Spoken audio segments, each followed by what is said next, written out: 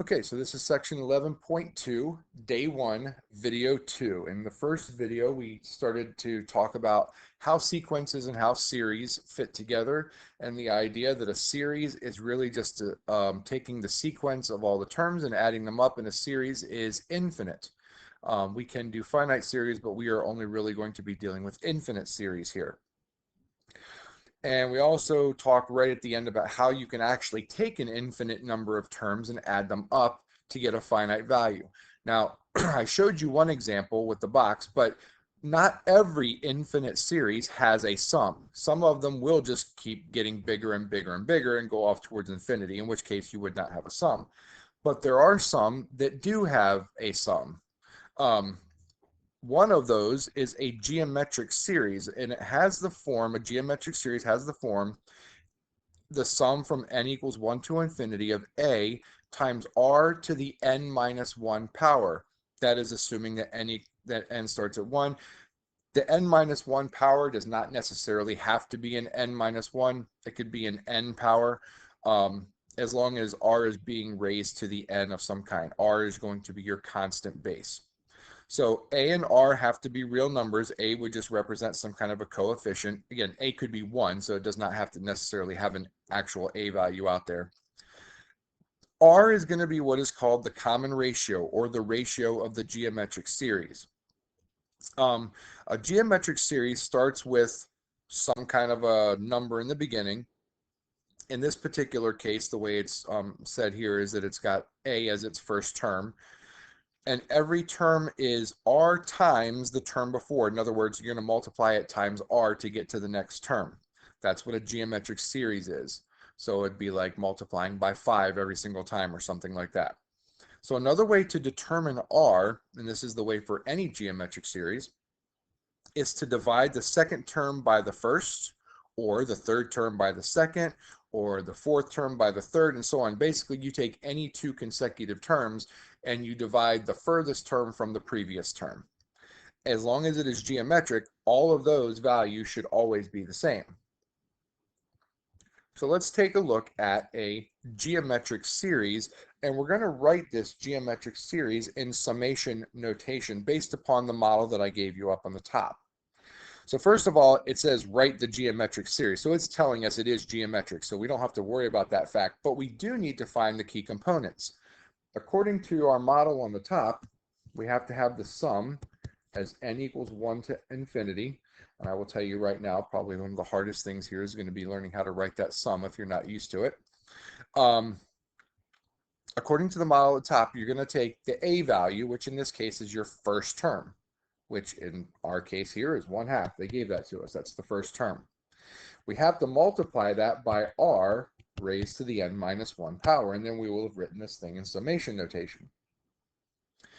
So there are multiple ways we could figure this out. If you didn't know it was geometric, then you could try and figure out that it's geometric by figuring out what the pattern in the numerator, figuring out what the pattern is in the denominator, and going that way. But they told us it's geometric, so we just have to take any two consecutive terms and divide them. So if I take 1/3 and divide it by 1/2, that's 1/3 times 2 over 1, which is 2/3. And if you were to try that with any two consecutive terms, you should still get it. Or you could simply take 2/3 and start multiplying it by each term to make sure you get the next one. So our common ratio here is 2/3. And we have now written that geometric series in summation notation. All right, so a geometric series, again, in the form that was given, is going to be convergent as long as the absolute value of r is less than 1, and its sum will actually be given by this equation, which is really nice. It's just a, which is your first term, divided by 1 minus r. If the r value is, the absolute value, of the r value is greater than or equal to 1, then the geometric series is divergent. So it won't actually have a sum. Now think about that for a second. Hopefully this will make some sense. By the way, this right here, this concept is so incredibly important. We should probably make that even bigger. Okay, that is a really, really important concept. This whole idea of the geometric series and how it works. This comes full circle later on in the chapter. And the idea behind this, the whole concept of the common ratio, very, very important. So where was I going with that? This kind of should seem familiar because we've already actually talked about this in a previous section where we were talking about, I believe it was the sequences section, when we had to define certain things about sequences. This is very similar to that. The common ratio being less than 1. So think about this. If your absolute value of your number is less than 1, that means you're going to have something like a half or 3/4 or anything which is less than 1 multiplied times itself. Well, the more you multiply something like that, some number less than 1 times itself, you're just going to keep getting smaller and smaller and smaller numbers. Eventually, those numbers are going to get so small, they're going to start to get closer and closer to 0. So you can actually have a sum. Very much like our box idea, we kept taking a half of the square or the remaining piece and adding those values up. This can be done. If you took r to be some, let's just take an easy number which is greater than 1, like 2, you keep multiplying the number by 2 over and over and over again. All that's going to happen is the number is going to keep getting bigger and bigger and bigger, which means it's never going to approach a finite value. There's no way to add up an infinite number of numbers that keep getting bigger and bigger and bigger. It's just going to approach infinity. So again, hopefully that concept will make some sense. If not, give it some time. Hopefully that will sink in. All right, so let's take a look at this. As long as we understand the basic ideas here, these are actually relatively simple as long as you recognize the series to be geometric. So we want to determine the convergence of the series. If the series converges, then we want to calculate its sum. So the first thing you should recognize is, yes, this is geometric. I know that it is geometric because I have an r value in here raised to an n minus 1 power. And then I've got some kind of a constant multiplier out front, which doesn't really affect the fact whether it's convergent or divergent or not. But that r value, which is a constant, it has to be a constant, it cannot be a variable in there, is being raised to an n minus 1 power. That's really important. Or it could just be raised to an n power or something like that. So this is geometric, and because of that, I know that r is 4 over 7. Well, 4 over 7, the absolute value of 4 over 7 is definitively less than 1. So that r value, or the absolute value of r, let's just say, is less than 1. Because of that, this series converges. Because I'm going to take 4/7 and multiply it by itself an infinite number of times. The numbers are going to get smaller and smaller. I will be able to find a sum. And because we can find a sum, we have a formula for that. And the formula was a over 1 minus r. Well, a is the first term. The first term is always gotten. It's not always going to be that piece right there. In this case, it will be, but it won't always be. You have to take that number right there, whatever your n starts off with, plug it in for all of your n values, wherever they may be, and see what you get. That is your a. That is your first term. Well, in this case, plugging in 1 into the n there gives you 4/7 to the 0, which of course is 1 times your 6 gives you 6. So in this case, the a value is that number out front. Won't always be that way, so be very careful on that. And then you have to divide that by 1 minus r, and r is 4/7. So a little simplification. We get 6 divided by, let's see, 7/7 minus 4/7 is 3/7. Dividing the fractions is multiplying by the reciprocal, so we are going to get 6 times 7, which is 42, divided by 3 is 14. So this thing is a convergent series, infinite number of terms. It's going to add up to 14. All right, let's take a look at our next example. Determine the convergence of the series. Again, if it converges, calculate the sum. So again, it looks like I've got some kind of a constant value being raised to an n minus 1 power. That tells me geometric series. There's a constant multiplier out front, which only comes into play if we have to find the sum. The very first thing we should notice, is that this value right here is our r value. R is 3/2. Well, 3/2 is a number which is greater than 1. And if that's the case, this series is divergent, which is actually the nicer of them, because if it is divergent, there's no way to find the sum, so we are finished with the problem. This diverges. Okay. The next example. Determine the convergence of the series. Again, if the series converges, calculate the sum. So the first thing you want to look for is this geometric? Yes, it is. I have a constant being raised to the n minus 1. That constant is my r value, which is negative 3/5. And we know that the absolute value of r is 3/5, which is definitely less than 1. Therefore, this series converges. And because it converges, we can find the sum. The sum is going to be a. Plugging in 1, we are going to get negative 3/5 to the 0, which of course is 1 times 2. So our a value is that 2. Over 1 minus the r value. The r value is negative 3/5. Don't drop your extra negative. That will cause an issue with your sum. So really what that gives us is 2 over 1 plus 3/5, which in terms of fifths is going to be 8/5. So dividing 2 by 8/5 is going to be 10 over 8, which reduces to 5/4. That is our sum. All right, moving on to the next example. Determine the convergence of the series. If it converges, calculate the sum. So in this one, it doesn't look quite as familiar because it doesn't look like we have the same form. But we do have a 2 being raised to a 2n. We also have a 3 being raised to a 1 minus n. It's that 1 minus n part that might trick us up a little bit. Let's rewrite this in the correct form so it actually looks like an actual geometric series the way we're used to seeing it. So the first thing I want to do, I'm going to use some algebraic concepts here. 2 to the 2n power is the same thing as 2 squared raised to the n power. Okay, hopefully that makes sense, because if you have a power raised to a power, you multiply them. So I'm just taking that process backwards. Then the 3 to the 1 minus n, because it's a subtraction, can be written as 3 to the first power times 3 to the negative n power. Again, so when you're adding or subtracting, then when you're multiplying common bases, you add or subtract the exponents. Again, just taking that process backwards. So let's try and rewrite this a little bit. 3 to the first power is just 3. Okay, that goes here.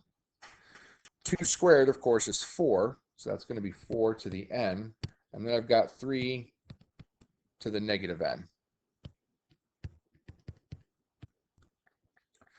Well, 3 to the negative n is the same thing as 1 over 3 to the n power. So this is the same thing as the sum of 3 times 4 to the n over 3 to the n. But if you have two numbers in a division or a multiplication that are being raised to the same exponent, you can bring that exponent out. So really what I have here is the sum, as n goes from 1 to infinity, of 3 times 4/3 to the n power. Okay, that is much more like our general sum form. And that is geometric. It does not have to be an n minus 1 power. Remember, I told you it can just be n. But it is a geometric, and in this case, r is 4/3. 4/3 is greater than 1, therefore, this one is divergent. Because again, I'm taking numbers bigger than 1, multiplying them constantly. The numbers are just going to keep getting bigger and bigger and bigger. Okay, if it had been less than 1, we could have found the sum. All right, one more page here. This one is an important concept in that this one is not a geometric form. Okay, so this is not one that we can use that same idea. We have to go back to our idea of the sequence of partial sums to show this one. Now, it does say that show the series is convergent. So it's telling us it's convergent. We just have to show it. Different way of doing this one. What you should notice is that you basically have rational functions here. You've got 1 over n, n plus 1. Those are rational functions. If you were just to try and plug in the numbers, it might be really difficult to see here. It's not an easy way to prove this. although your denominator is going to start getting bigger and bigger, and therefore the values are going to start to approach 0, it's not easy just to prove it by writing a whole bunch of numbers out. So what we have to do is we have to find the sequence of partial sums in general for n, and this is how we do that. This one can be split by using partial fractions. And if you remember, the idea for partial fractions is that you're going to split your fraction here into multiple fractions. In this case, we have two linear denominators, which is nice. So we're going to put an a and a b on top, multiply everything through by our common denominator, and we should get that 1 equals a times n plus 1 plus b times n.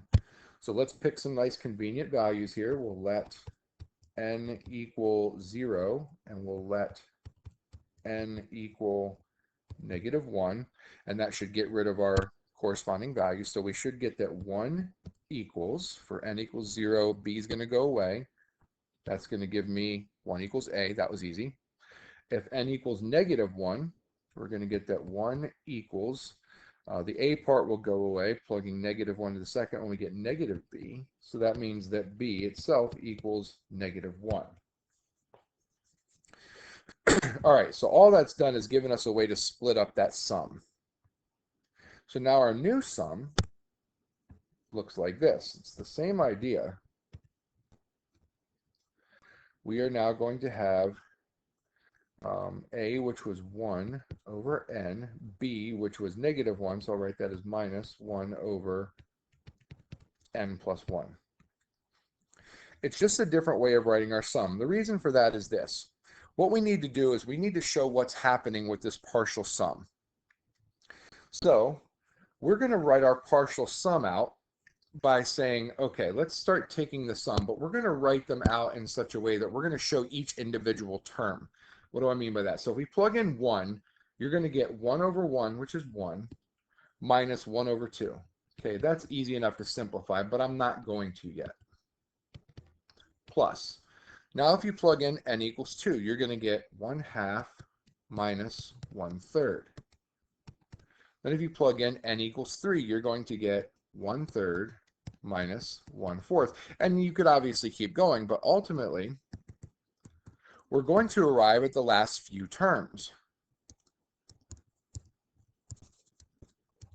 Okay, you don't always have to write this many out, but I'm going to show you why we're doing this. The last term needs to be the nth term, which is your general term. So we have that. That's 1 over n minus 1 over n plus 1. Because we don't know exactly where it ends, these are all in general now. So how do I find the term before that, the parentheses before that? Well, it's literally just taking 1 away from all of the n's.